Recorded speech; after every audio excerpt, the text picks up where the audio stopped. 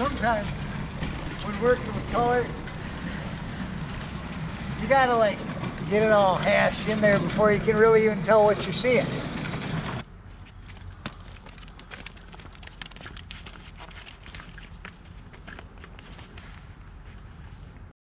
I'm just gonna prepare the paint for the canvas by adding a medium called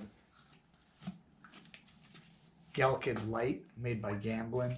It's the same, or it's like Damar varnish. It won't dry for like 2 weeks if I don't mix this with it. So, and I want to move faster than that. So, and the paint is horribly expensive, can be, and so you this will make it last longer. But that being said, I just use plate glass. It's got the edges ground off. I should be wearing gloves. Unfortunately, I'm not. You're just looking at this photograph and you're analyzing how dark, say the greens, how dark the green is, and how, if it's more of a yellowish green or a bluish green. This turns out to be a very bluish green, this permanent green light. And my sap green is my more yellow side. And then I'll go and I'll mix black in with this to get those rich. I'll mix a deep dark black green, and I also have phthalo turquoise. You can always add a color's complement to it when mixing paint to lower the value and lower the chroma, and it will not change the hue. Yellow can very easily shift to green or orange, but if you add the complement to it, it won't shift. Same with red and green and blue and orange. I'm going to mix cad yellow pale hue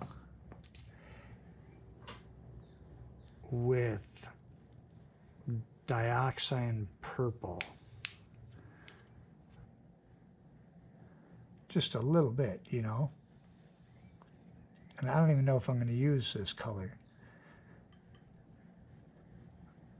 But that does look pretty sweet. So, I guess we found our color.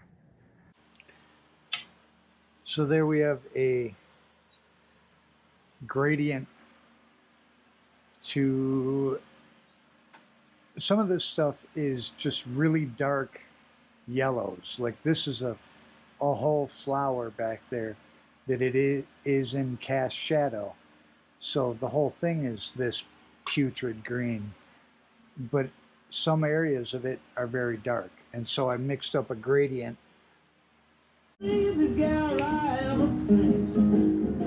Hey, you gotta remember, you gotta dance. The bright yellow to dominate. And it's like you can't have all incredibly vibrant high chroma colors. It looks like there's just too much color in it. Everything competes and nothing is allowed to shine through. Whereas this yellow has a whole bunch of this neutral, pukey looking green, and it has a whole bunch of black. Now where we're at is we've just put paint down, right? And now we can adjust it. And by that I mean you got hues. Like a yellow on top of a field of green is going to have, it's going to optically look different. It's going to look like a different hue than a yellow on a field of red. So you gotta fill it all in, and then you have something to work with and you can adjust it. At this point, you probably want to switch over from the Galkid to some type of linseed oil or even just raw paint, because this drying time now on the second layer of paint, you want that to be a little bit slower. And we're talking, it's, I don't know, I'm talking out of my rump here, but it takes 100 years for oil paint to dry. So we're talking the long run. But you want this next layer of paint to dry slower than this first layer of paint. And that'll stop it from cracking like 20 years down the road. You'll see some old paintings have like spiderweb paint. That's from different drying times of the paint. You got to get the first layer to dry before. That's why we added Galkid, and because it adds a nice texture to our paint. And now we're switching over to an oil that will retard the drying time. You just kind of adjust it, but you can't really tell what you're looking at until you get everything in, and then it comes together super quick. You'll like, oh, that looks weird. You fix it, and then you look, and it's like, all right, I guess it's done.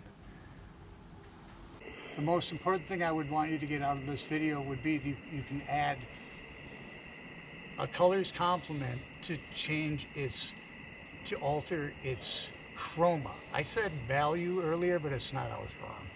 And then the other thing is that if you add blacks and whites and earth tones and gray tones and all that as a balance to your really bright colors, it will offset everything and it won't be garish. It'll be beautiful. Thank you.